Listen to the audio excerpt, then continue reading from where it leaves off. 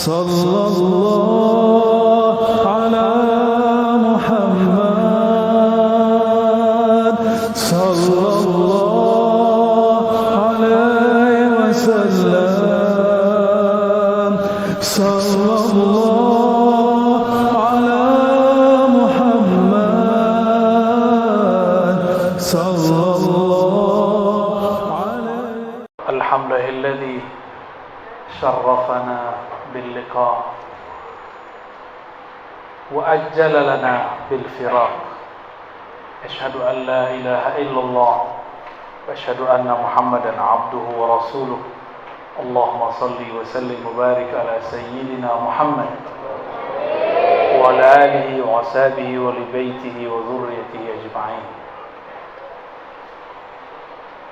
Romo Kiai Haji Hisham Rahbini Bazzar Hafizahullah. Namanya, anak saya juga namanya Hisham. Jadi ada dua Hisham. Itu samping pakai Hisham juga. Ini Hisham kecil, badannya besar. Ini masih kelas 5 SD. Di badannya sama dengan Cak Badrut. Tafa'ulan bi asma'il muhaddisin, mengambil berkah dari nama imam ahli hadis Al-Imam Hisham Ad-Dastuwai dan Imam Hisham bin Urwah. Ada dua. Hisham bin Urwah masih keluarga Sayyidatuna Aisyah radhiyallahu ta'ala anha.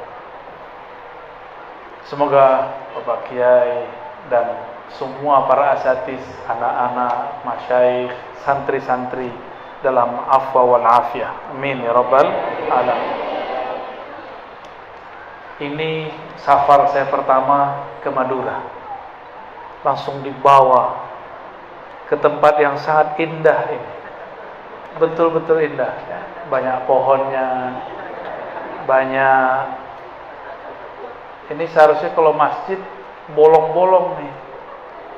Jangan pakai tembok. Jadi biar udara masuk, nggak perlu pakai kipas angin. Jadi kalau nanti direnov, usul nih ya, tiangnya yang dibanyakkan, lalu kemudian atapnya agak menjorok, sehingga anginnya berputar terus. Karena saya lihat tadi Ustadz Ali udah keringetan banyak, karena dipandang oleh para banat. Baik. Dengan tawassul bin Nabi sallallahu alaihi wasallam wa tabarruk bi atharihi wa ilmi, kita memulai kajian kita tentang lihat kaifa narabbi abna'ana. Tentu kiai kita sudah lebih berpengalaman daripada saya ya. Namun mungkin dari pengalaman itu kita buatkan kisi-kisinya, kiat-kiatnya. Kiat ini bukan berarti saya mengatakan berhasil, karena selevel Nabi Adam ada anaknya yang gagal. Siapa yang gagal? Habil atau Qabil? Qabil. Kurang apa Qabil? Qabil itu anak Nabi Allah.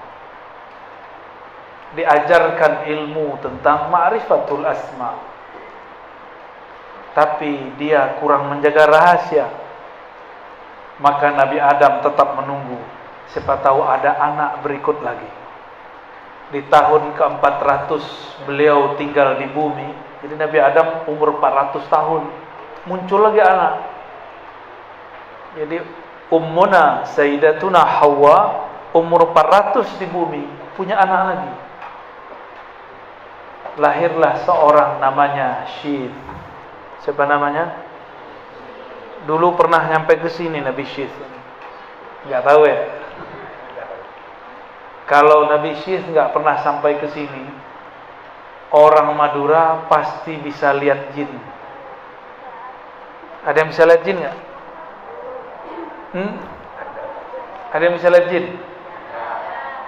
Man qala ra'aitul jinna faqad ata bi buhtanin azim. Itu kalam Imam Syafi'i.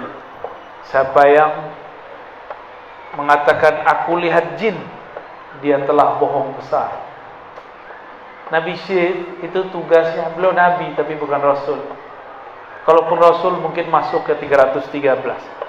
Tugasnya adalah membuat baris hijab, batas hijab antara manusia dan jin. Kalau enggak, kita ketemu jalan itu kayak mau nabrak jin. Mau masuk rumah, tahu-tahu di genteng sudah ada jin. Halo, mau nggak begitu? Jadi jangan coba-coba belajar ilmu melihat jin, repot kita. Udah ditutup oleh Nabi Syekh kok dibuka lagi. Ya. Jadi dulu Nabi Adam, Habil Qabil itu masih ngeliat jin. Lihat begini, ya. Samping-samping orang tuh. Lihat dia. Mau nggak begitu? Mukanya macam-macam, wajahnya macam-macam. Mau? Jadi santri-santri jangan coba-coba belajar ilmu kasyaf jin, ya. Nanti jadi begini tak? Mau? Ya. Baik. Sayyiduna Adam pun belajar mendidik anaknya. Karena di waktu beliau di surga belum punya anak. Baru punya anak di mana? Di bumi. Maka Sayyiduna Adam alaihissalam pun belajar, berlatih. Kalau di kitab kan gampang, tinggal dibaca. Coba punya anak sendiri, bisa sabar nggak? Ya. Kalau di kitab gampang. Al-awwal tashihun niyyah. Ya kan? Itu yang pertama tuh yang mau saya sampaikan. Kiat mendidik anak supaya tidak panik. Pertama, tasihun niyyah, meluruskan niat. Anak itu jangan dianggap aset. Ya, ibu-ibu ya, bapak-bapak, nanti supaya jaga saya waktu saya udah tua. Gak boleh niat begitu. Nanti biar kalau saya sudah tua, dia bisa membelanjakan saya, menafkahkan saya. Ini niat tidak benar. Jadi niat punya anak bukan supaya anak balas budi. Punya anak itu tugas dari Allah Subhanahu wa ta'ala. Maka Allah memuliakan orang tua dengan kalam wasainal insana biwalidayhi ihsan. Di surah Al-Ahqaf jelas sekali itu ayatnya. Luqman juga ada. Aku wasiatkan manusia agar ihsan terhadap orang tuanya. Didahulukan jar majrurnya, awalnya dia adalah objek, maudhu, maf'ulnya. Wa wasainal insana, kami wasiatkan insan. Ini maf'ul pertama. Maf'ul keduanya biwalidai, pakai ba. Ba di situ menunjukkan makna serius, benar-benar terhadap orang tua, ihsana. Jadi kata ba tidak hanya jar majrur, tapi ba itu ada makna taukid di situ. Contoh, saya mengatakan lastu bikafirin, itu beda dengan lastu kafiran. Lastu kafiran, saya tidak kafir. Tapi kalau lastu bikafirin, saya benar-benar tidak kafir. Maka taukid itu tidak mesti pakai nun, tidak mesti pakai lam, bisa pakai ba. Tergantung uslub kata-katanya. Nah, ayat ini jelas. Biwalidayhi ihsana. Berarti orang tua itu kalau boleh disebut wasiyatullah. Apa sebutan orang tua? Wasiyatullah. Jadi kita ini kalau udah punya anak, kita ini wasiat Allah. Anak amanatullah. Ya, anak ini amanah dari Allah yang dapat wasiat di situ. Nabi Adam punya orang tua nggak? Punya orang tua nggak? Hah? Nggak punya. Beneran. Orang tua fisik nggak punya, tapi orang tua rohani punya nggak?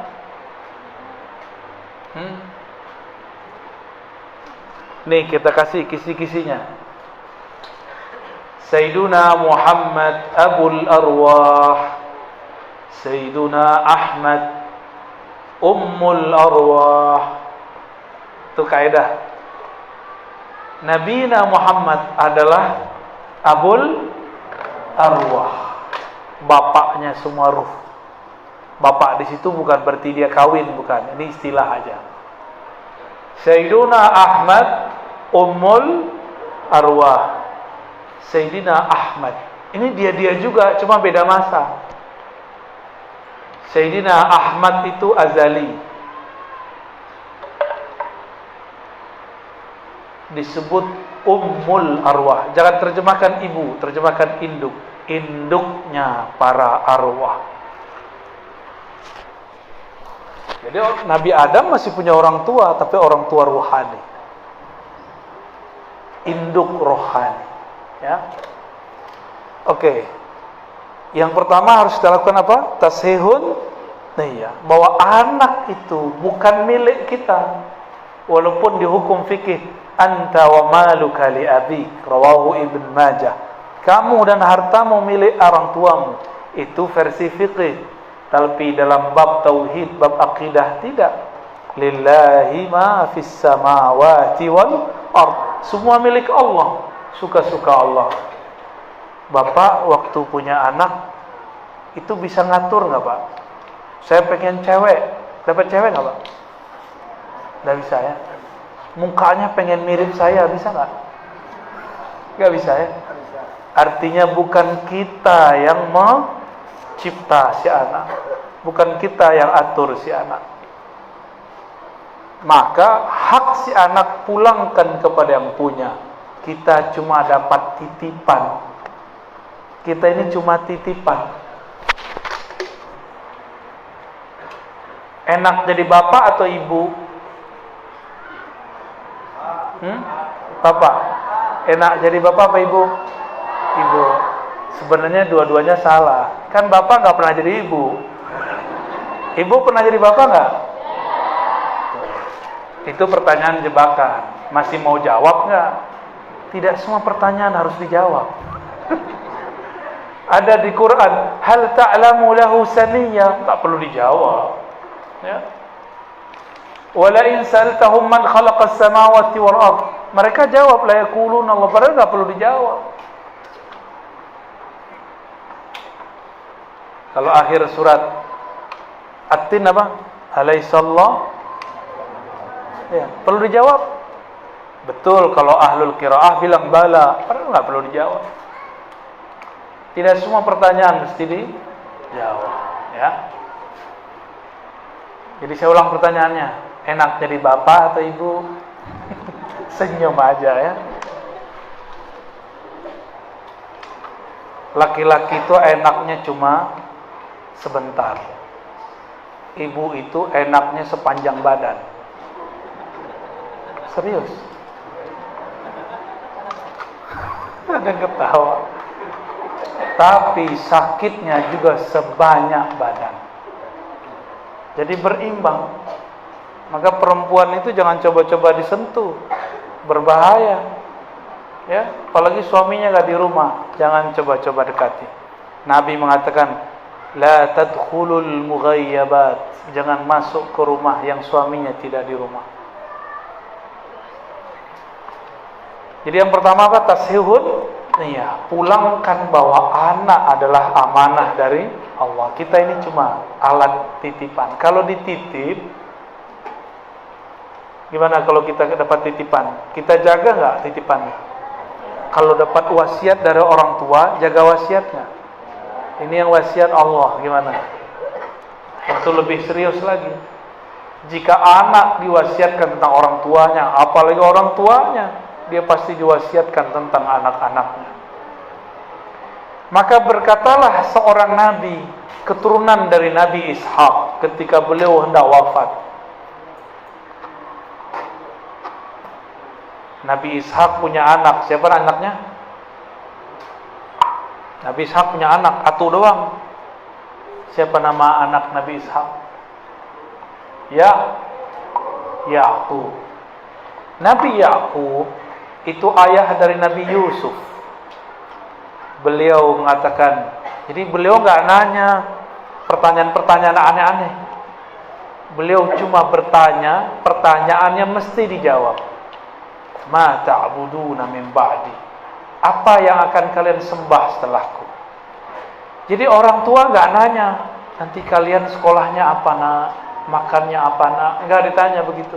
Itu Allah sudah jamin. Tapi yang dikhawatirkan oleh Sayyiduna Ya'qub alaihissalam, apa yang disembah anak-anaknya ketika beliau wafat. Nah, kita begitu nggak? Ibu-ibu, bapak-bapak ini kalau anaknya minta doa, doanya gimana? Semoga lancar rezeki, gitu ya? Bener? Beda sama guru. Guru kalau doain murid, semoga engkau selamat dunia akhirat. Lebih cakep mana? Lebih tinggi sisi keorangtuaan guru atau orang tua biologis? Guru. Kalau orang tua cuma doain kamu sehat-sehat ya nak ya, lancar rezeki. Berarti dia nggak memikirkan husnul khotimah, su'ul khotimah. Nggak memikirkan masuk ke kubur. Itu sebabnya kebanyakan orang tua, hubungan kita cuma sampai hayat ini berakhir. Selebihnya hubungannya gurumu siapa? Mau jadi orang tua begitu? Maka jadilah orang tua seperti Nabiullah Ya'qub. Nabiullah Ya'qub bertanya, "Ma ta'buduna min ba'di?" Orang tua begini sekaligus jadi guru. Walaupun sekolah tidak tinggi, kita boleh bertanya kepada anak-anak. Cuma kalau bapak ibu ini bukan ustadz, ustazah, jangan ceramahin anak. Kan bukan berceramah. Untuk anaknya santri, dia bilang, kalau orang ini Madura bilang iya pak, gimana? Engge gitu orang Jawa. Hah? Eki, kayak nama temanku Eki gitu ya. Hengki. Astagfirullah. Mohon maaf ya bu, susah mengulangnya. Harus kursus bahasa Madura ini ya. Hengki gitu ya. Sahih. Ya udah saya pakai bahasa Jawa deh. Nge gitu kan. Bener. Kalau orang Jawa gitu nggak? Anaknya ustadz diceramain. Untung anaknya ustadz santri, maka dia tahu adab kepada orang tuanya. Dia bilang, "Ya, baik." Ya, padahal orang tuanya ngomongnya belepotan gak jelas. Bukan ustadz, ustazah, tapi ceramain anak. Tapi kalau anaknya santri dia beradab. Kalau anaknya gak santri, dia bilang apa? "Cukup lah pak. Udah lah mak, saya juga tahu." Ada lagi yang parah, tiba-tiba dia kabur. Maknya lagi merem, nangis-nangis. "Anakku, tahu anaknya udah pergi." Jadi kalau kita bukan ustadz, ustazah, bukan muallim, muallimah, jangan terlalu banyak juga nyinyir kepada anak, cerewet jangan. Berbicara seperlunya. Ya. Yang pertama kembali, tashihun niyah. Maka Nabi Ya'qub karena dia meluruskan niatnya, dia tanya, "Apa yang kau sembah setelahku?" Lalu anak-anaknya menjawab, "Yang kami sembah Tuhan engkau, ilahaka wa ilaha abaika, dan Tuhan dari kakek-kakekmu, Ibrahim, Ismail, Ishak." Itu jawaban anak-anak mereka. Itu anak-anak mereka dulu pernah nakal, buang Sayyidina Yusuf. Namanya anak-anak, iri nggak? Nah, coba lihat tuh, iri-irian tuh. Ya. Biasa begitu anak-anak. Jangan kemudian ngeluh, "Kenapa ya anak saya begini?" Biasa aja. Anak Nabi Ya'qub berkonspirasi, tahu konspirasi? Bersiasat, berkomplotan, ingin menjerumuskan, menzolimi adiknya sendiri. Nabi Yusuf emang begitu. Ternyata usut punya usut, beda ibu. Nabi Yusuf dan Bunyamin itu ibunya berbeda dengan saudara yang lain. Jadi anak-anak itu pasti ada kecemburuan. Pasti ada cemburu. Ya. Nanti dia lihat abangnya dimarahin, dia tidak. Abangnya nanti cemburu. Kok saya dimarahin, adek tidak? Gitu. Nanti cemburu. Padahal karakternya beda. Si abangnya bisa dimarahin, adeknya nggak bisa dimarahin. Bisanya cuma dicuekin. Beda anak, beda watak. Bisa request nggak Pak kalau punya anak? Ya Allah, anakku wataknya kayak aku deh, gitu, bisa nggak? Nggak bisa. Kalau bisa saya bikin anak banyak-banyak Pak. Tapi nggak bisa soalnya ya. Ini tasihun niat. Yang kedua, sebelum punya anak ini kan tumbuh di rahim seorang ibu. Maka pastikan tempat tumbuhnya adalah tanah yang subur dan halal. Jangan hanya subur, ya, harus halal. Kalau subur banyak nggak? Banyak yang subur, tahu-tahu udah belendung aja. Maryam zaman now, Maria hadzal asr, ya. Belendung aja perutnya. Itu kesaking suburnya. Ada orang nikah bertahun-tahun masih kempes saja, ya. Ada nggak? Ada orang nikah pengen punya anak, Allah nggak kasih. Ada orang belum nikah, Allah kasih anak. Pilih mana? Jangan pilih dua-duanya. Ya, milih salah satunya salah lagi ntar. Baik. Saya mau tanya, duren Madura sama duren Jawa rasanya sama nggak? Padahal bijinya apa yang beda? Tanahnya. Sudah pernah makan duren Sumatera belum? Sumatera, duren Palembang, duren Padang, duren Medan? Belum? Mau nggak? Duda keren. Mau? Bapaknya pasti cemburu ya. Duren, ini asli duren. Bijinya sama. Taruh satu di Jawa, satu taruh di Madura, satu taruh di Bogor, satu taruh di Medan, satu taruh di Padang. Rasanya beda. Hasilnya beda. Bibitnya sama, tapi rasanya tumbuhnya pun beda. Kok bisa beda? Karena lain tempat tumbuhnya. Daerah Sumatera atau daerah Madura mungkin bagi sebagian tempat lebih panas, cocok dengan duren. Sedangkan tempat yang lain dingin, tidak cocok dengan duren. Ini contoh aja ya. Contoh duda keren.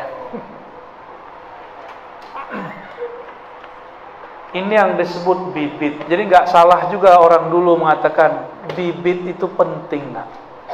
Ya. Bibit itu penting. Bisa nggak nanam jagung di atas kerikil? Ya. Nanam jagung, tapi di tepi jalan aspal tumbuh. Tapi hasilnya bagus nggak? Nggak bagus. Maka bibit ini perlu. Namun tidak lebih perlu daripada yang satu lagi. Fasfar bidatid-din. Meskipun jamal cantik, nasab bagus, nasab hasab, tapi lebih penting din. Apa arti din? Bukan agama, akhlak. Kalau agama status. Kalau agama orang Islam semua ntar. Bukan fazfar bidatid din. Ad-din yakni al-akhlak. Din di situ artinya saya jatuh cinta dengan fulan. Kenapa? Dia hafiz Quran. Belum tentu benar. Hafiz Quran belum cukup. Apa akhlaknya? Apakah adab dia adab hamalatil Quran? Itu baru dia punya din. Kawan saya, karena dia sudah bercerita, tentu saya boleh juga menceritakan ulang. murid dari Mbah Yai Asrori Kedinding Surabaya. Benar Kedinding ya? Seorang pemimpin thariqah, ahli zikir, sangat tawadu. Beliau punya murid, sahabat saya, tobat, udah nikah berkali-kali gagal. Maka datanglah kepada Mbah Yai Asrori. Mbah Yai, saya pengen nikah lagi, tapi sama yang soleha. Ditanya, soleha kayak gimana? Ya hafizah lah. Dia cuma hafiz kul huwa ma kul a'udzu falaq kul a'udzu bin nas. Mau cari yang hafizah Al-Quran. Sekufu enggak? Sekufu enggak? Enggak. Bahaya sore diem. Enggak restu. Enggak restu beliau.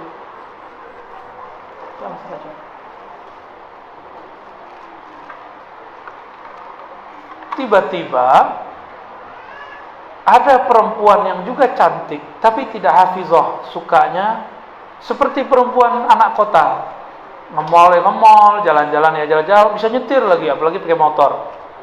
Ini bisa pakai motor nggak? Nggak boleh kan? Nah, di sini khawarimul mur'ah ya, perempuan bisa naik motor. Udah mulai ada. Oh, berarti mau dekat kiamat. Orang Madura, perempuan Madura kalau sudah naik motor, berarti kiamatnya udah dekat. Bukan berarti haram, bukan.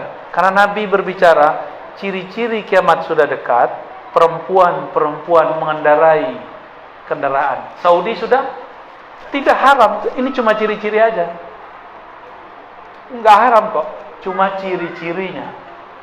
Udah terjadi sekarang di Saudi, perempuan nyetir lebih aman daripada setirin sopir jadi pacarnya, tak? Mending nyopir sendiri. Tapi itu ciri-ciri sebelum kiamat mau dekat. Yang saya tahu orang Madura ini perempuannya pakai sarung, bener ya? Kalau sarung naik motor gimana tuh? Nyangkut-nyangkut gitu. Gawat, kalau jatuh lepas semua. Orang mau bantu nggak jadi bantu, malah kemudian nonton.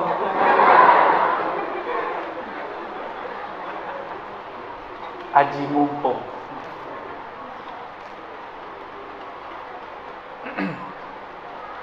Kembali ke yang tadi ya. Kita stop dulu ya bagian itu ya. Ini tulisannya bagus nih. La bini. Tidak ada bini.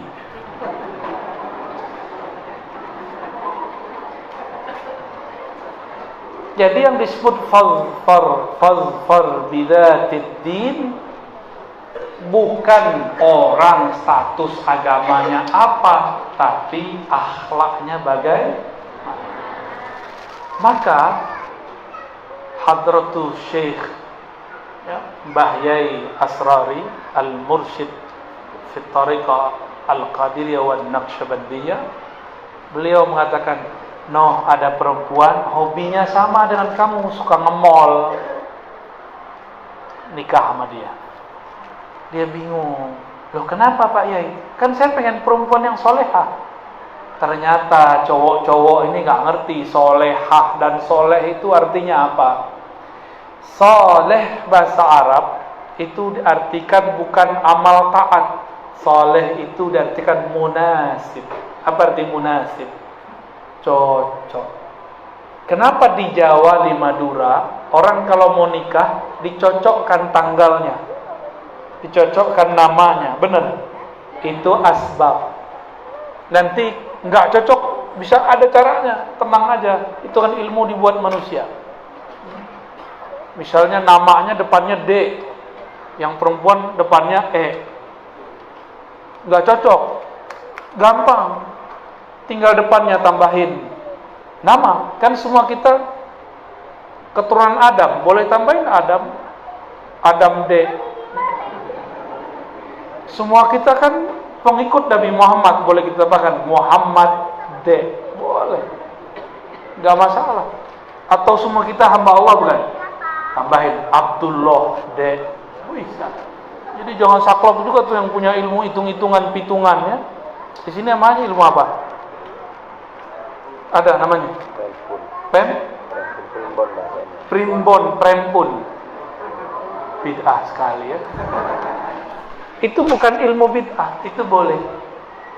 Itu sangat boleh, tapi tidak boleh diyakini sebagai sesuatu yang menandingi takdir Allah. Cuma asbab. Jadi yang pas fazfar bidzatiddin. Bertanyalah si murid ini. Ternyata dia seorang pengusaha, suka nge-mall, suka ngafe. Kalau dikasih istri hafizah, istrinya ngajak, mas ke kuburan yuk. Loh, ngapain deh? Kuburan syirik. Loh, ke kuburan kok syirik? Debat lagi, cerai lagi. Istrinya hafizah, dianya suka ngafe. Istrinya bilang, mas, aku lagi takrir. Si masih bilang, aku belum dapat jatah. Padahal dikasih juga kalau minta ya. Cuma karena tidak munasib, tidak soleh. Soleh itu cocok antara karakter laki-laki dan perempuan. Itu namanya soleh. Maka soleh itu salah satu furuknya, cabangnya adalah kufu. Orang beda nasab, jomplang, ini gawat, jomplang ya. Satu perempuan nasabnya tinggi, si laki-laki tidak. Oh, nanti diintimidasi sama si perempuan. Suami-suami takwa kepada istri. Minal muttaqin, hudal lil muttaqin. Kebetulan namanya Hudal. Nama istrinya Roiba. Baik. Jadi yang disebut soleh apa? Cocok. Jangan sampai yang hafiz mintanya Tapi kalau hafiz boleh yang minta selain hafizah. Wah, ini enaknya. Jangankan itu, seorang muslim boleh menikah dengan ahlul kitab karena dia pemimpin keluarga. Dia bisa membimbing. Itu baru enak jadi laki-laki ya. Yang paling enak itu jadi laki-laki Madura. Bisa ziyadah biduni iznin. Enggak juga. Golok nanti keluar di rumah ya. Keluar doang untuk motong bawang. Baik. Dan yang berikut yang penting adalah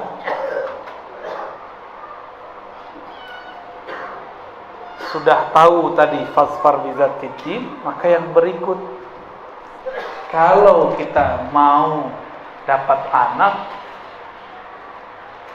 harus menggunakan adab-adab Nabi sallallahu alaihi wasallam.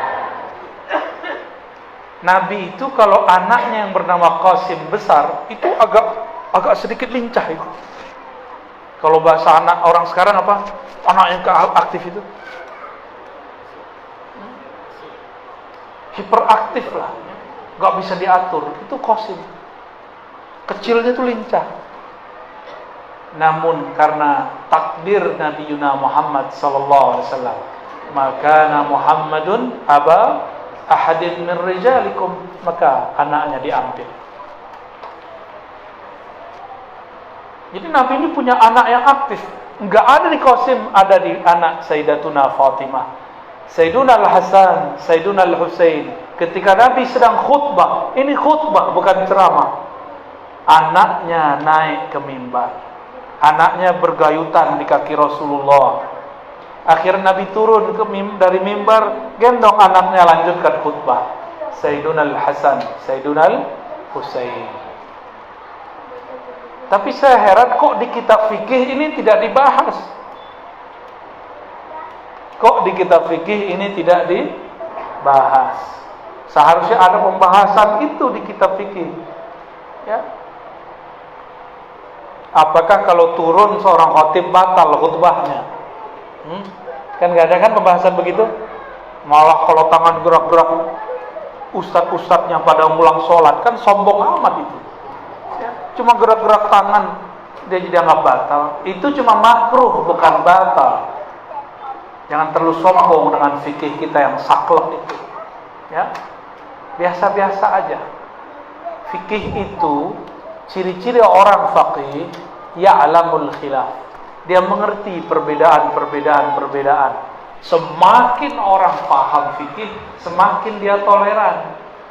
Semakin orang jahil dengan fikih, saklek, dia gampang menyalah-nyalahkan orang. Beda dikit pulang sholat, beda dikit pulang zuhur. Ada yang begitu nggak? Saklek. Banyak orang begitu hari ini. Belajar kitab kuning bukannya tambah putih otaknya, tambah kuning otaknya.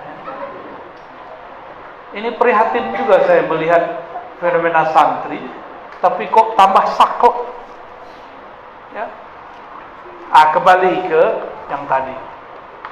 Jadi kalau sudah bagus dinnya, sudah soleh, ya, sudah cocok, maka kalau mau bikin anaknya harus sesuai dengan sunnah Nabi Sallallahu Alaihi, ya harus hafal doanya lah, ya kan?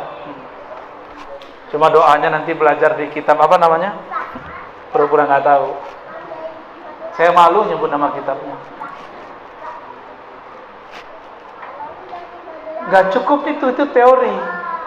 Itu teori. Itu nggak mesti juga seperti di kitab. Yang penting kan sudah halal. Itu cuma anjuran. Nggak begitu juga boleh. Ya. Kalau anak sudah muncul di perut, ternyata inilah awal mulai memasukkan karakter pertama buat anak.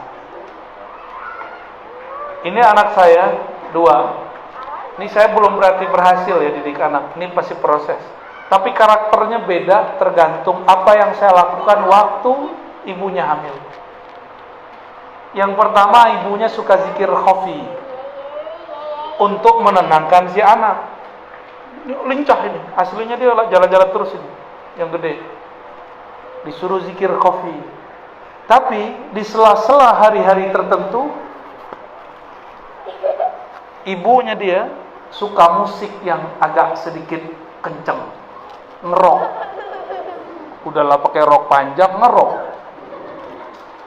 Saya orang yang sukanya seni-seni musik yang halus, sedangkan dia sukanya yang kenceng. Sampai hari ini kalau ada musik kenceng, dia bilang, Bibi jangan matiin, Bi. Radio, kita kalau nyetel radio di mobil, terus ada bunyi musik yang kenceng, langsung badannya gerak deh. Kalau saya telinga saya langsung capek. Aduh, udah istighfar berkali-kali, dia malah menikmati. Jadi itu berpengaruh. Apa hobi orang tua waktu ibu waktu hamil. Pada mau hamil kan ini? Yang sudah pasti ingat-ingat tuh. Apa hobi kita ngaruh kepada anak. Ya. Yang kedua, istri hobi baca hizib. Hizibnya dibaca. Baca Quran, khataman Quran, dalail. Tahu dalail khairat? Ya, ini anak dalail ini. Khataman dalail mulai. Kalau kau dengerin sholawat dia langsung tenang. Ada efek. Berarti kalau mulai didik anak semenjak masih mulai perdengarkan yang indah-indah, yang bagus-bagus. Saya nanya kepada dokter-dokter psikolog yang belajar dengan ilmu barat, dan mereka mengakui ada namanya healing, terapi healing untuk menenangkan bayi, untuk memasukkan memori kenangan kepada bayi bisa lewat musik, karena orang barat senangnya musik. Kalau kita kan ada sholawatan, benar nggak? Ada sholawatan, tapi kan sholawat juga ada 2. Ada sholawat yang tuntah, benar. Ada sholawat yang tanpa pakai musik. Coba nanti anaknya akan beda-beda tuh. Jadi jangan salahkan anak kita, kok anak kita begini dan begitu.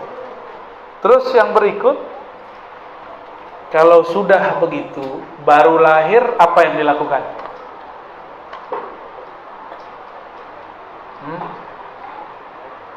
Diapain baru lahir? Diajak tarung. Wih, jagoan. Emang anak kambing bisa langsung berdiri? Yang bisa langsung berdiri anak apa? Anak kambing, anak kucing bisa langsung berdiri ya. Walaupun goyang-goyang. Saya nyaksiin kambing saya dulu lahir. Dulu saya juga anak yang suka merawat kambing. Dan juga dulu senang sama anjing. Dulu senang karena di kampung saya orang suka berburu. Kita nggak suka burunya, suka yang dijadiin buruan. Tuh anjing tuh, sama kemana-mana. Suka bawa anjing dulu. Kita jaksin anjing lahir, kucing lahir, itu langsung bisa berdiri. Ini waktu lahir langsung bisa berdiri kan? Oh jangan-jangan Ustadz Badrul Tamam bisa langsung berdiri kali? Enggak. Hah? Ada yang bisa langsung berdiri. Ini ada yang santri. Dulu waktu lahir ingat gak? Ada yang ingat gak waktu lahir? Gak ada yang ingat. Jangankan kalian, Pak Kiai juga gak ingat. Dulu waktu nendang-nendang ibunya di perut, ingat gak? Ingat? Gak ada yang ingat. Saya juga gak ingat. Dulu waktu kalian minum air ketuban ibu, ingat gak? Gak ada yang ingat kan? Sama, kita gak ada yang ingat. Memori ini sangat pendek, tapi dia pasti tersimpan. Karena tubuh kita ini setiap selnya bisa menyimpan kenangan. Di hidung ada kenangan, contoh. Kayaknya yang pernah ke Jakarta deh. Ustadz Ali pernah jatuh cinta perempuan kan di Jakarta? Ya, pernah ya? Atau senang aja. Dia ada parfum khusus nggak dia? Nggak suka parfum. Ketahuan hidungnya, hidung Korea. Kata Ibnu Qayyim dalam kitab Raudhatul Muhibbin, kitab ini aman dibaca. Hidung itu punya memori terhadap aroma bau. Bau ketek. Wah, ketek dia nih. Bau apa lagi? Bau parfum. Bau parfum itu bisa membuat orang melayang kemana-mana. Nah, yang pernah dulu punya hubungan dengan seseorang, pasti kalau dekat-dekat sama dia, entah bau ketek, entah bau apa itu semerbak baunya akan tertanam di sini, nggak akan hilang. Udah 5 tahun, tiba-tiba ada orang lewat, parfumnya sama. Ingatan kita bukan orang itu, tapi kepada orang yang dulu kita pernah bertemu. Hidung ini punya kenangan. Jadi cara mengingat tidak hanya otak. Nah, ini tips belajar cepat. Belajar menghafal tanpa perlu pakai otak. Gimana caranya? Menghafal dengan semua tubuh kita. Gimana caranya? Orang itu akan menyerahkan dirinya kalau sudah senang dan cinta. Cintai guru, maka semua gerak guru akan tersimpan di tubuh kita. Ya, yang belum cinta sama gurunya, susah. Susah hafalannya, susah ntar. Kalau gurunya galak.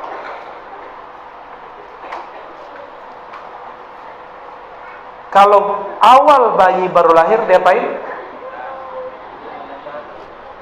Diajak ngopi. Dia azani, ya. Pakai mic nggak? Nggak perlu, ya. Langsung azani. Ini adalah penanaman tauhid pertama. Tapi kata kawan di luar sana, mungkin di sini nggak ada orang-orang ngomong begitu, karena di sini nggak ada kan selain Aswaja, bener. Ahlus Sunnah wal Jamaah tok 1001%, bener ya? Ini ajaibnya orang Madura ya. Nggak ada Wahabi, nggak ada Salafi, Muhammadiyahnya nggak ada ya. Hebat orang Madura. Kata kelompok sebelah, nanti kalau yang sudah nyantri di luar paham. Kalau sekarang kan tinggal buka YouTube. Bener?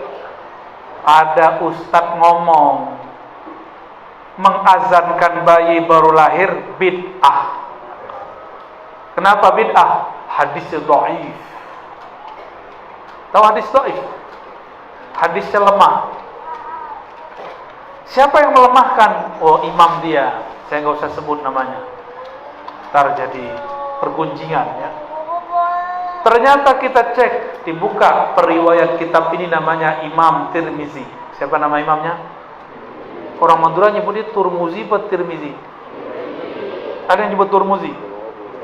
Turmuzi, boleh, itu sah. Cuma kurang populer. Itu nama kota di Uzbek, namanya Tirmiz, bukan Turmuz. Ya, karena itu ismul alam, tidak ada qiyasnya, tidak ada wazannya. Kan nggak bisa. Tarmaza, Tirmizi, Turmuz, kan nggak bisa kan? Nggak ada, itu kaidah baru keluar barusan, dan itu bid'ah. Ya. Imam Tirmizi nulis kitab Sunan Tirmizi di bab Kitabul Aqiqah. Hadis pertamanya tentang Nabi azana fi uzunil maulud. Nabi mengazankan di telinga bayi baru lahir, yaitu Sayyidina Al-Hasan atau Sayyidina Al-Husain. Nabi berazan. Jadi Nabi nggak pernah azan dalam riwayatnya untuk sholat. Nabi azan ketika bayi baru lahir. Suara saya nggak bagus, kan nggak penting suara bagus. Yang penting bisa azan. Maka kalau punya suami harus bisa azan. Ada kalimat penting di situ. Allahu Akbar, Allahu Akbar. Asyhadu an la ilaha illallah. Asyhadu anna Muhammadar Rasul. Yang paling aneh, kok dipanggil hayya ala sholat? Kan si anak belum bisa sholat. Gimana dong? Hah? Si anak itu udah sholat, cuma kita yang nggak tahu. Sholatnya bayi itu ngea-ngea, itu dia manggil Allah itu. Ya Allah lapar, ya Allah lapar. Allah kirimlah orang tua, orang kirimlah ibu. Maka ayah ibu itu utusan Allah untuk anaknya, disebut wasiyatullah. Itu sebabnya durhaka kepada orang tua sama dengan durhaka kepada Allah. Itu baru orang tua fisik. Gimana orang tua batin, yaitu guru rohani? Durhaka kepada mereka pasti su'ul khatimah. Nauzubillah min dzalik. Jadi pertama kali diazankan. Inilah yang disebutkan dalam satu riwayat, alimu auladakum la ilaha illallah. Walaupun hadisnya tidak sampai derajat sahih, tapi maknanya sahih. Ajarkan anakmu pertama kali kalau baru bisa ngomong la ilaha illallah. La ilaha illallah bahasa Arab atau bahasa apa? Terserah. Karena bayi itu menangkap rasa. Pakai perasaan itu bayi. Bunyinya la ilaha illallah boleh, pakai bahasa Madura boleh, bahasa Indonesia boleh.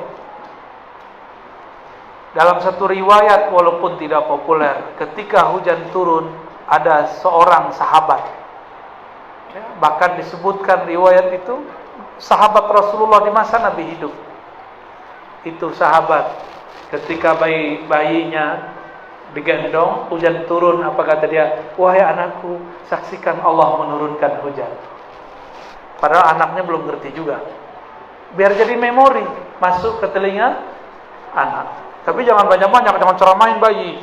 Dek, nanti kalau kamu dewasa, anaknya nggak ngerti. Sama dengan anak kelas 1, diajarkan pakai pelajaran kelas 3, nggak bisa. Dan yang terakhir, al-mar'u ala dini khalilih. Seseorang itu dinnya, akhlaknya tergantung khalilnya, temannya, lingkungannya, pesantrennya, sekolahnya, kampungnya, kawannya. Maka kalau anak kita mulai dewasa, mulai gede-gede, pilihkan bagi anak komunitas, tempat ngumpul, tempat main, tempat belajar, orang-orang yang baik. Kalau anak sudah kenal enak asiknya berteman, maka ajaran orang tua cuma 30% masuk, 70%-nya ajaran kawan. 70%-nya ajaran kawan. Kalau masih kecil, anak ikut kita. Tapi kalau anak sudah mulai kenal kawannya, dia ikut kawannya lebih banyak daripada orang tua. Gengsi ikut orang tua. Maka ini yang paling penting. Itu kiat paling inti. Al-mar'u ala dini khalilih. Seseorang berdasarkan akhlak dari komunitasnya, temannya. Beruntunglah santri-santri ini punya kawan orang pesantren. Beruntunglah orang-orang di Madura, kebanyakan kampung di Madura ada pesantren. Ya, beruntung. Mau di mana aja orang zikiran, tahlilan, baca kitab, sholawatan, nikmatnya bukan main. Tapi itu berbanding kuat, terbalik dengan karakter orang Madura yang sangat luar biasa. Jadi betul-betul Allah kasih hadiah. Ini karakternya dikasih hadiah yang besar. Begitulah di setiap tempat dan masa. Maka Bapak Ibu, adinda para santri, kita bersyukur pesantren itu sebenarnya mewah. Kalau di kota, orang mau kursus bahasa Inggris bayar, mau belajar bahasa Arab bayar, mau belajar bahasa Indonesia aja bayar, mau belajar matematika bayar, mau belajar nahwu sorof, kursus berjilid-jilid, gak bisa-bisa juga. Kalau di pesantren, gajinya guru syukron, ya gak? Bahasa Maduranya apa? Sekalako,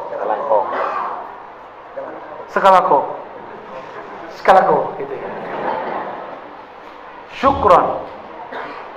Paling-paling kalau ada berkatan, isinya 5.000. Ya salam.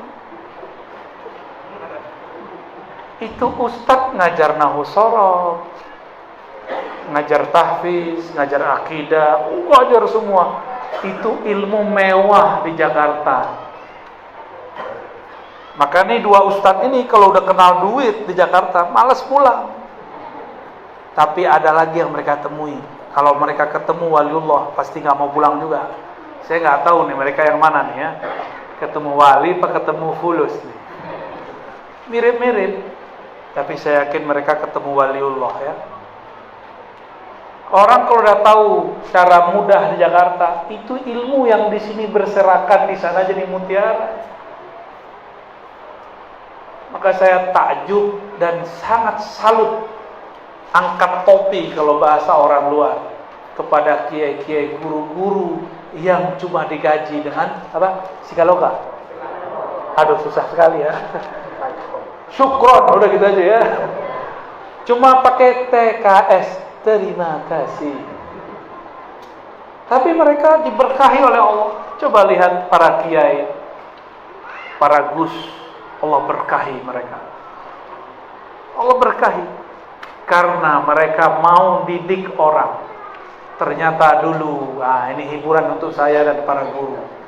Dulu Nabi pernah berpesan kepada Abu Sa'id Al-Khudri, wahai Abu Sa'id, nanti akan banyak orang-orang dari luar Madinah datang belajar kepada engkau, kepada kalian murid-muridku, wahai para sahabat. Abu Sa'id, ingat-ingat itu, benar, Rasulullah wafat tidak lama, tiba-tiba banyak orang datang, berkumpul di masjid mencari Abu Sa'id Al-Khudri. Apa yang kemudian dikatakan Abu Sa'id? Abu Sa'id kata sambutan, marhaban biwasiyati Rasulillah. Selamat datang wahai wasiat para rasul. Jadi santri itu wasiat Rasul. Berarti yang dapat wasiat siapa? Guru. Kalau yang dapat wasiat guru ini meyakini ini wasiat Rasulullah, dijamin gak hidupnya? Dijamin hidupnya. Allah yang jamin langsung. Maka insya Allah kalau orang jadi muallim yang ikhlas, hatinya tidak pernah miskin, walaupun orang melihatnya miskin, ya. Karena jadi ustadz itu ribet, beli mobil baru dikira sedekah. Apalagi kalau ikut partai, wah depan bagi-bagi nih, ya. Ribet. Padahal itu hasil tabungan dia misalnya. Jadi ustadz itu jangan terlalu mencolok juga. langsung beli mobil bagus, jangan. Ya, bagusnya yang standar, yang cocok dengan keadaan dia. Walaupun kita sanggup beli banyak, kecuali ada orang datang ngasih. Rezeki tidak boleh ditolak. Ya, boleh nggak tolak rezeki? Ada nggak doa tolak rezeki? Yang ada tolak bala. Wa qina syarra ma, nggak ada. Wa qina ma razaqta, nggak ada. Itu salah doa itu orang. Mursyidnya sepertinya iblis ya. Baik. Yang paling penting tadi apa? Al mar'u ala dini khalil. Ustadz itu kalau nggak ngumpul sama orang ikhlas sama. Ustadz itu juga ada gap-gapnya, ada kelompok-kelompoknya. Ada ustadz ngartis, dia bukan artis, gayanya doang. Kalau artis ditarif nggak? Tarif. Tuh, kalau udah mulai narif-narif, itu udah ngartis namanya. Itu pantangan para kiai ya, benar nggak Pak Kiai? Pantangan kiai. Namanya manusia, mau kiai, mau ustadz, mau wali, senang dikasih duit. Apalagi duitnya akeh, banyak. Benar nggak? Seneng. Kalau bisa di atas honornya artis. Tapi nggak boleh ngomong, nggak boleh bilang, saya ngajar sekian, bayar sekian, nggak boleh, itu haram hukumnya. Kalau kecuali ngobatin orang, obat, ya. Kalau ngobat nguruqyah boleh pakai tarif. Padahal lebih mulia jadi guru daripada ruqyah. Karena saking mulianya tidak boleh pasang tarif, karena dia mulia tak ternilai. Nggak ada cara untuk menilainya. Semoga guru-guru kita dijaga keikhlasan oleh Allah.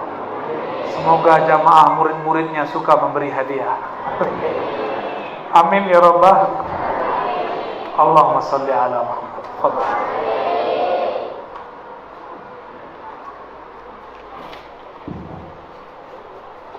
Alhamdulillah kita sudah mendengarkan beberapa tausiah dari beliau, beberapa kiat-kiat pendidik anak, yang diantaranya adalah yang pertama adalah proses terdiam, bahwa anak itu bukan untuk mengurusi tahap kita berdua, tapi mereka sejatinya adalah amanah dari Allah untuk melanjutkan kita bersujud kepada Allah.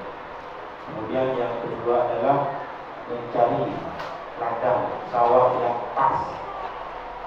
Jadi kalau mau menyikin sedang padi. Jadi di sini bisa kalau ada sawah itu ada yang di tempat tinggi itu nggak boleh ditanamin padi, dikatakan bagus. Jagung. Padi. Enggak, kalau tinggi di atas boleh. Di atas boleh. Kemudian selanjutnya adalah kita mengikuti jejak Rasulullah SAW. Kemudian yang tidak kalah pentingnya adalah memperhatikan kawan-kawan dari anak kita berkawan dengan siapa, karena 70% dari watak anak itu dipengaruhi oleh teman-teman. Itu kira-kira sebulan dari ceramah beliau pada sore ini. Kemudian selanjutnya silakan untuk sesi pertama kami persilakan untuk 3 penanya. Silakan. Ya, yang pertama dari Lora Muhammad Fawad Rahman. Kemudian dari Lora Abdul Faid. Selanjutnya silakan. Oke, silakan. Dimulai dari Lora Muhammad. Lora Gus.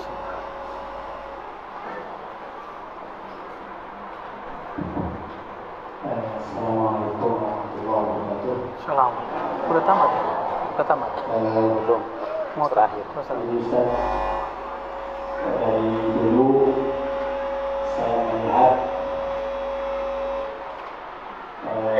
kalau bertiga sebelum subuh rumah Ustaz itu udah ramai sama anak-anak main, dan antaranya Hashim Isyam sama Syekh. Sebelum subuh udah ramai, entah main atau sholat atau apa. Nah, anak-anak kami itu kadang bangunnya baru jam 7 Ustaz. Nah, itu gimana Ustaz caranya supaya anak-anak kita cara orang tua mendidik anak supaya membiasakan jam 3 bahkan tidak ada waktu subuh awal itu di wujud ya anak motor yang dulu. Masya Allah. La يوجد في وجوههم أثر النوم. يمكن jam 3 sudah bangun. Jadi kadang berhisab sama Hussein jam 3 udah main-main di masjid. Apa ya kadang-kadang gitu. Jadi mungkin ini yang sangat kami butuhkan bagaimana caranya supaya anak-anak itu bangun sebelum subuh. Baik. Lora Muhammad, ini suaranya paling saya senengin kalau lagi sholawatan. Sebelum saya jawab, sholawat dulu dong satu. Ya, sholawat yang syahdu ya, silakan. Sholawat dulu.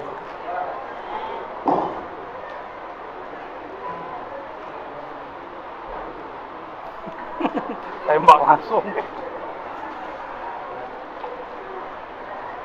يا ربة ماذا نقول وفي قد حل الرسول وكلنا نرجو الوصول لمحمد نبينا وكلنا نرجو الوصول لمحمد نبينا بشرى لنا إن المنازل على وفرهنا بشرى لنا إن المنازل على وفرهنا والدهر أنجز وعده والبشر حال علنا والدهر أنجز وعده والبشر حال علنا. Syukran. Jadi kangen pesantren kita ya.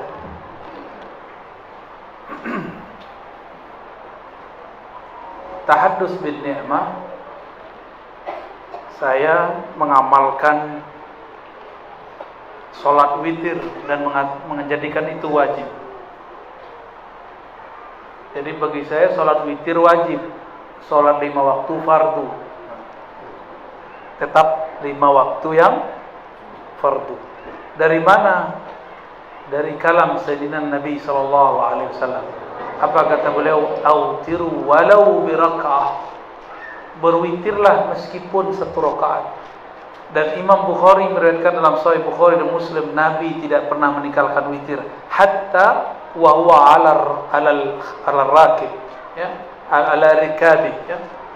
Wa huwa yarkab rikab. Jadi ketika Nabi masih di atas kendaraannya, itu beliau juga masih sholat witir.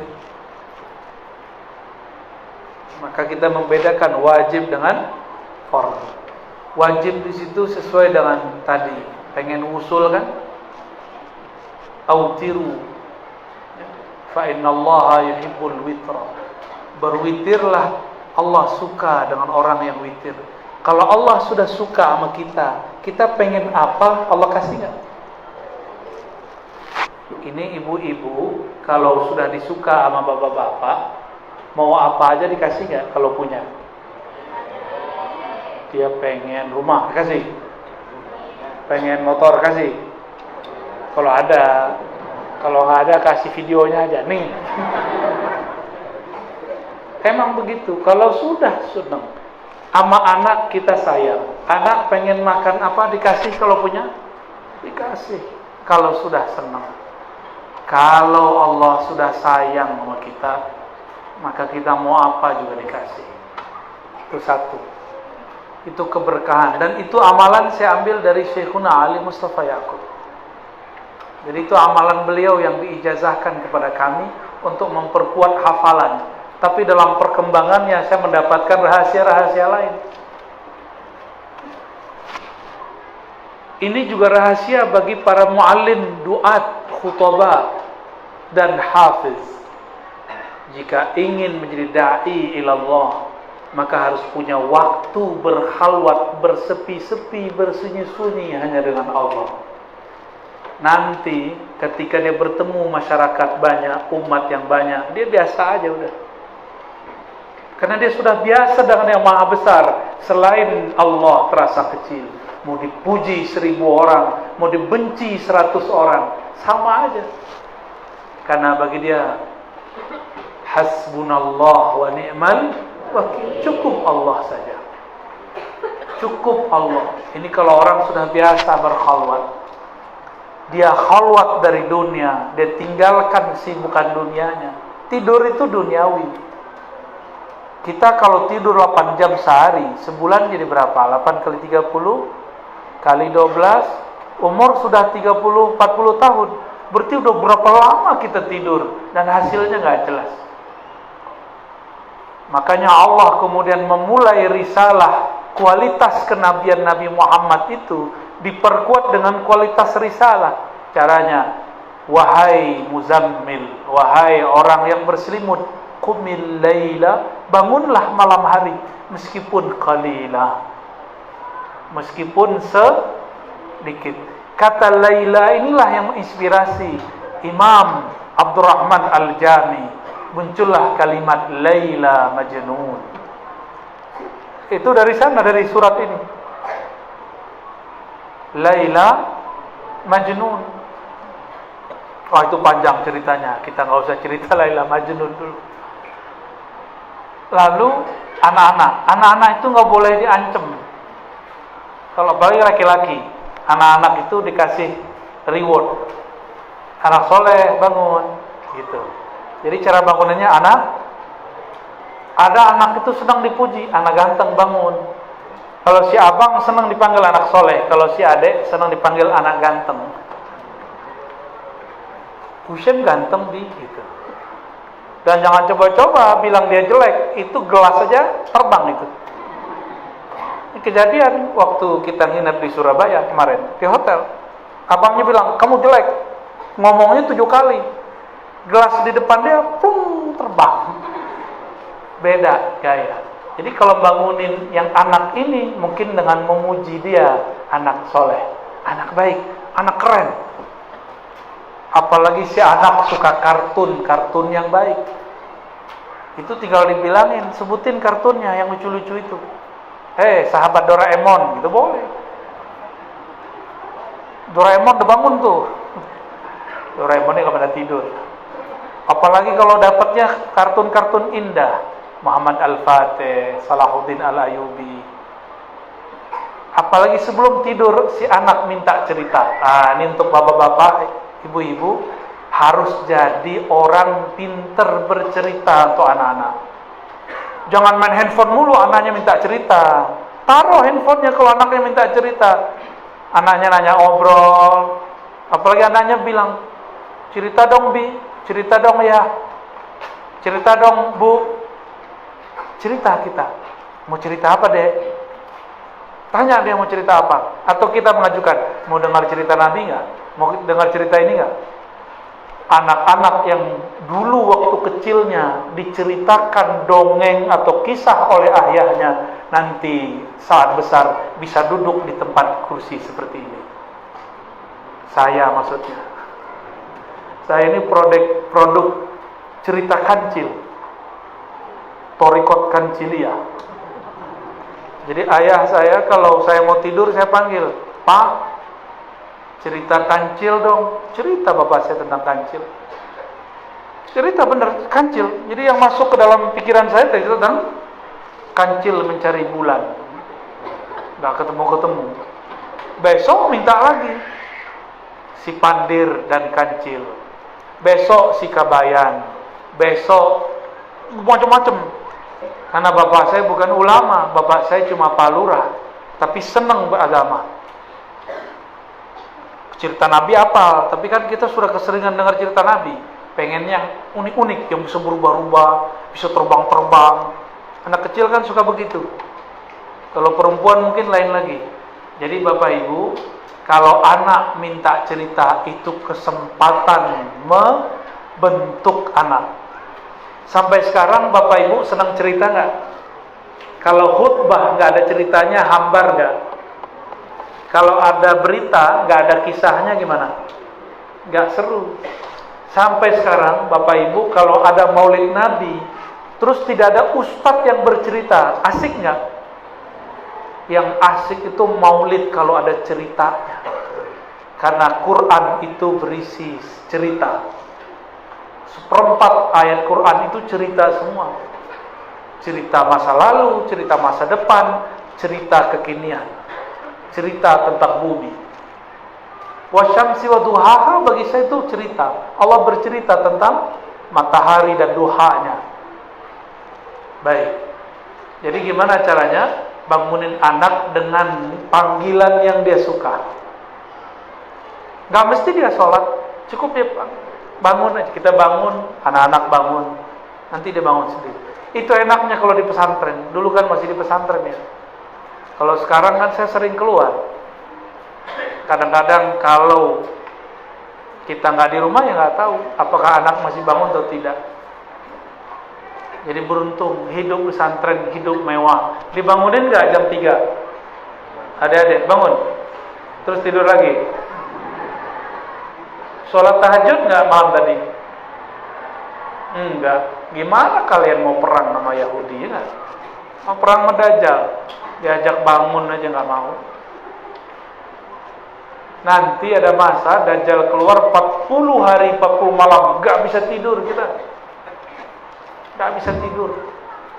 Latih-latihlah kurangin tidur dari sekarang. Maka saya tidak pernah mengeluh karena kurang tidur. Saya mengeluh kalau orang kurang semangat. Ya. Kira-kira gitu. Dapat ditangkap poinnya? Hidupkan satu sir, yaitu witir, zikir. Lalu kalau mau bangunin anak, panggil dengan nama yang indah, nama yang dia suka. Tapi biasanya ibu-ibu itu suka godain anak. Jelek kamu, digituin ya. Dasar pemalas. Itu kan doa, ibu yang ngomong, diaminin malaikat, jadi pemalas beneran. Dasar anak durhaka, benar jadi durhaka ntar. Jadi kalau anak-anak kita bandel, jangan didoain jelek, doain, ya Allah, anakku pinter, semoga kalian jadi dokter. Didoain. Kalau dia suka ngoceh aja, kita belum selesai ngomong, dia ngomong lagi, semoga kamu jadi kiai yang karismatik, nak. Saya kutuk kamu jadi ulama. Kan bagus tuh. Jangan kutuk-kutuk jadi kodok kamu. Apalagi dikutuk menjadi malin kundang. Itu cerita. Saya nggak tahu, saya nggak yakin ada ibu begitu ya. Aku kutuk kamu jadi batu. Percaya nggak ada ibu begitu? Saya nggak percaya. Ibu yang begitu pasti ibunya berhati batu. Jadi saya orang Sumatera Barat, saya nggak percaya dengan cerita ibu doain anaknya jadi batu, saya nggak percaya. Mungkin nggak ada doa, dia jadi batu aja sendiri. Kalau ibu nggak mungkin doa. Wallahu a'lam bishawab.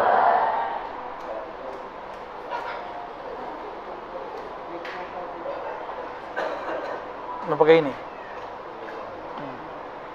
Saya ngajar kok antum yang keringetan. Ada keringat gak di sini? Ada ya?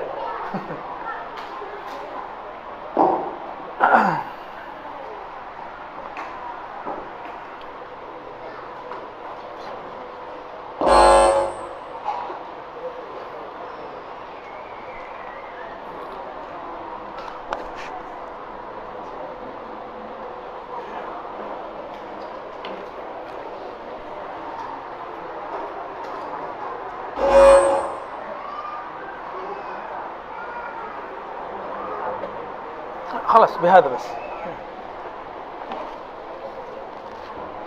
Terima kasih tadi jawaban untuk penanya yang menurut saya ini adalah penanya paling optimis, karena belum punya anak sudah nanya kiat-kiat mendidik anak.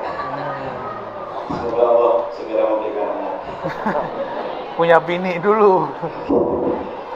Pertanyaan selanjutnya dari Bapak Anil Farid dari Persilakan. Bismillahirrahmanirrahim. Assalamualaikum warahmatullahi wabarakatuh. Assalamualaikum. Terima kasih atas waktunya. Buya, saya ingin bertanya yang pertama, apakah konsep ibda' binafsik berlaku kepada orang tua yang perlakuannya tidak sesuai dengan adab, akhlak atau bahkan syariat, dengan dalih supaya anaknya kelak tidak sama dengan orang tuanya. Yang pertama. Yang kedua, ini jawabannya tadi sudah disinggung, cuman saya ingin lebih tafsir ya. Yang kedua, kalau boleh sharing rahasia orang tua dari Buya Ar-Razi sehingga sekarang menjadi sosok yang menurut kami uswah hasanah. Dan yang terakhir, mungkin Buya hendak memberikan ijazah kepada kami para orang tua, doa atau zikir atau apa, supaya anak-anak kami menjadi anak yang soleh dan solehah. Itu pertanyaan dari saya. Terima kasih. Assalamualaikum warahmatullahi wabarakatuh. Assalamualaikum.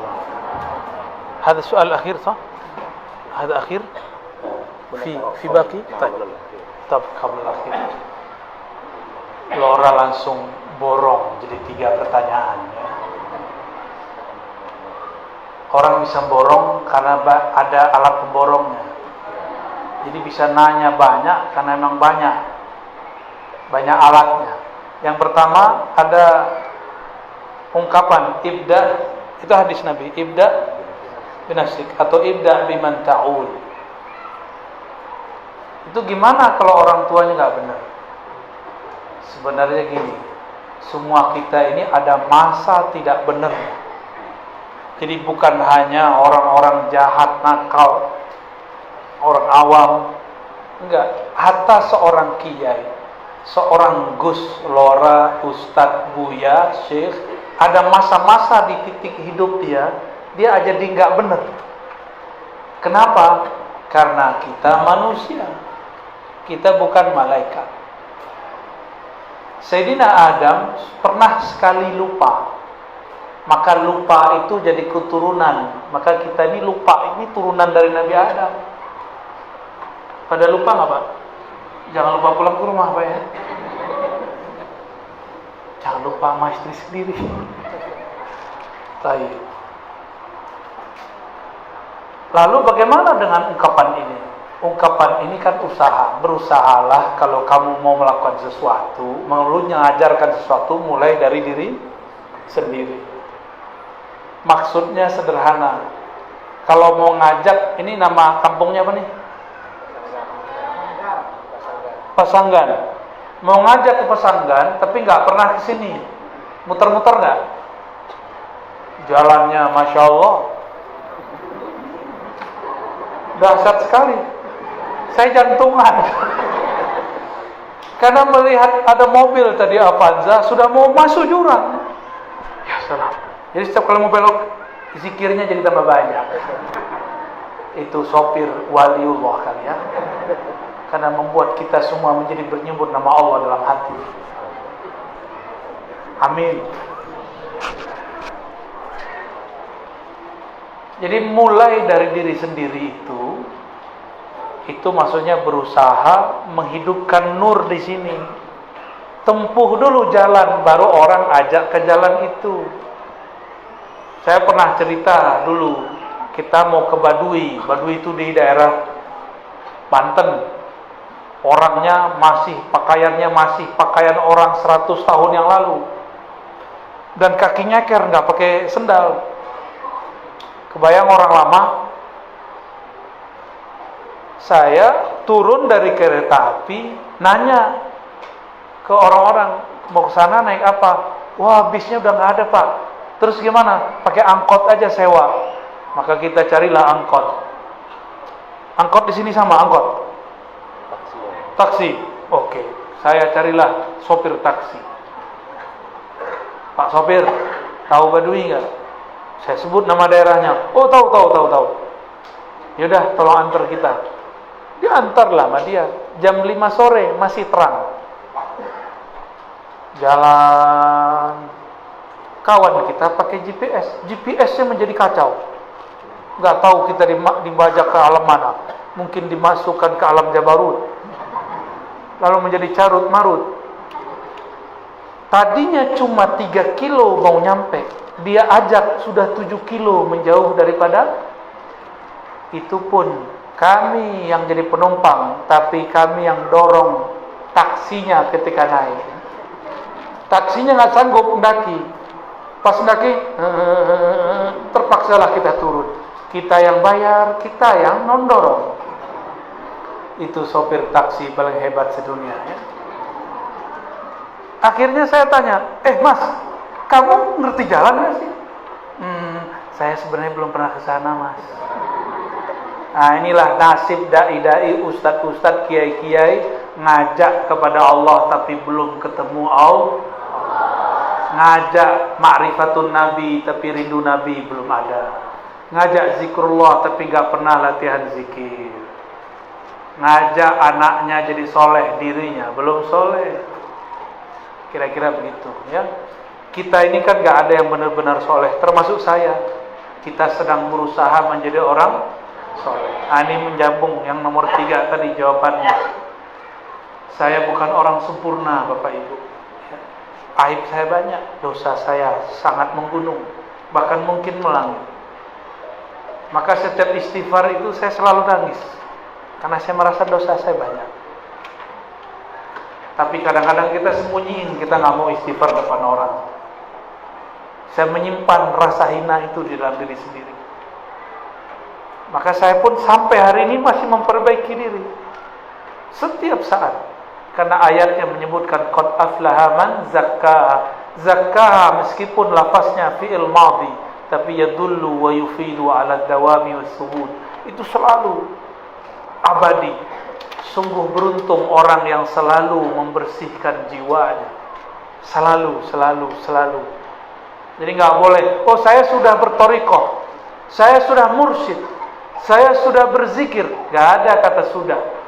Seorang murid datang, Buya, kok saya sudah zikir tapi pikiran jadi kacau lagi? Jawabannya gampang, nggak perlu pakai teori. Kamu sih sudah zikir. Zikir itu nggak ada sudahannya. Zikir itu zikron kathir, sebanyak-banyaknya. Nggak ada namanya orang sudah berzikir. Orang sudah berzikir itu sombong, sok suci. Jadi jangan pernah nanya begitu sama kiai ya.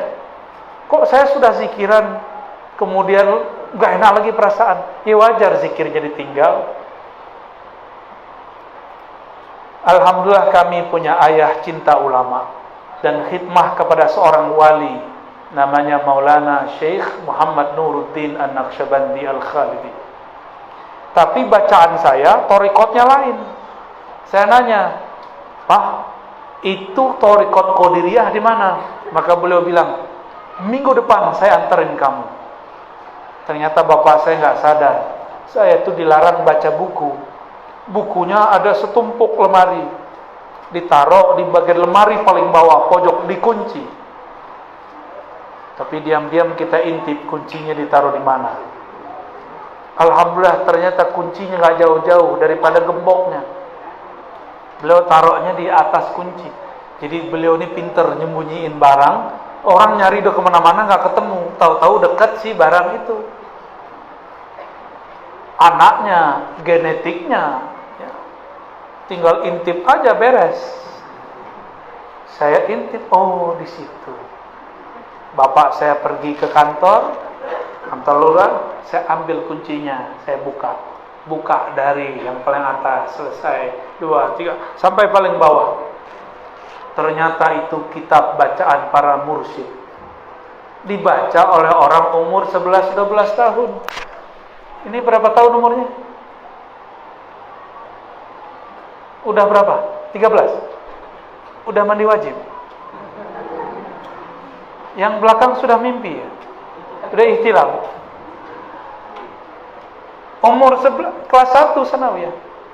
1 sanawiyah, kelas 2, kelas 3 itu saya mengkhatamkan buku-buku itu. Bacaan yang dilarang kecuali seorang mursyid. Kata orang baca buku tasawuf gila. Coba, ini gila nggak? Gila nggak? Gila apa waras? Kalau saya gila, yang dengerin lebih gila lagi. Allahumma salli ala Sayyidina Muhammad.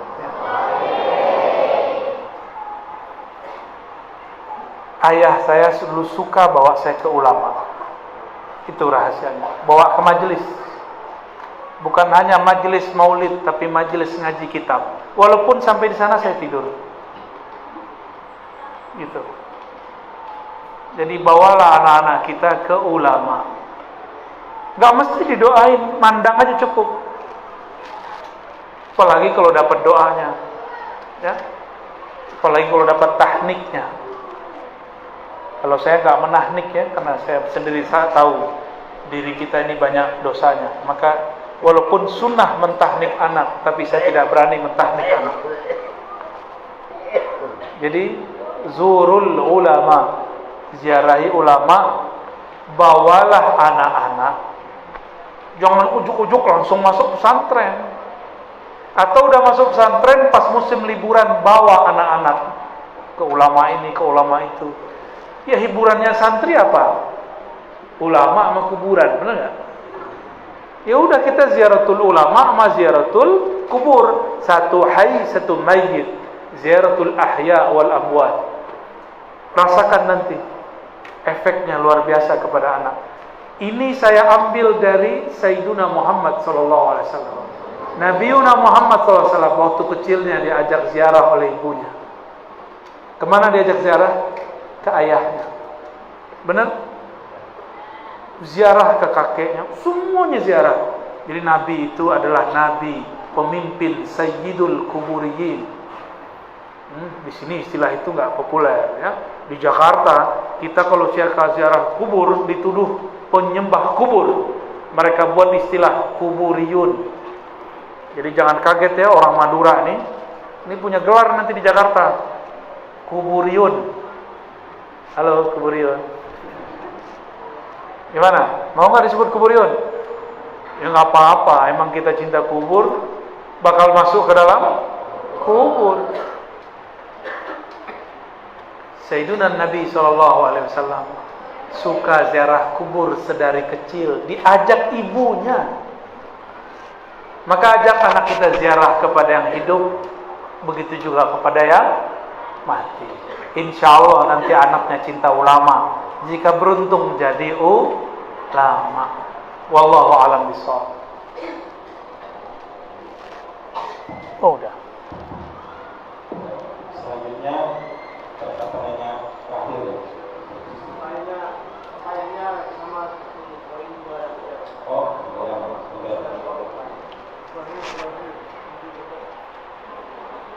Oke, karena waktu sudah belum ada, sudah sore dan kita semua belum sholat asar. Ya. Jadi ada yang kalau kita ngaji wajib, sholatnya itu fardhu ya. Nanti wajib sampai di sini atau sampai mengurangi atau mentakhir fardhu sholat asar. Tapi untuk sebelumnya kami minta beliau untuk memberi doa. Izin pakai. Astagfirullahaladzim, astagfirullahaladzim. Mari kita berdoa dengan bertawassul dengan surat paling mulia, surat Al-Fatihah. A'udzubillahi minasyaitonir rajim.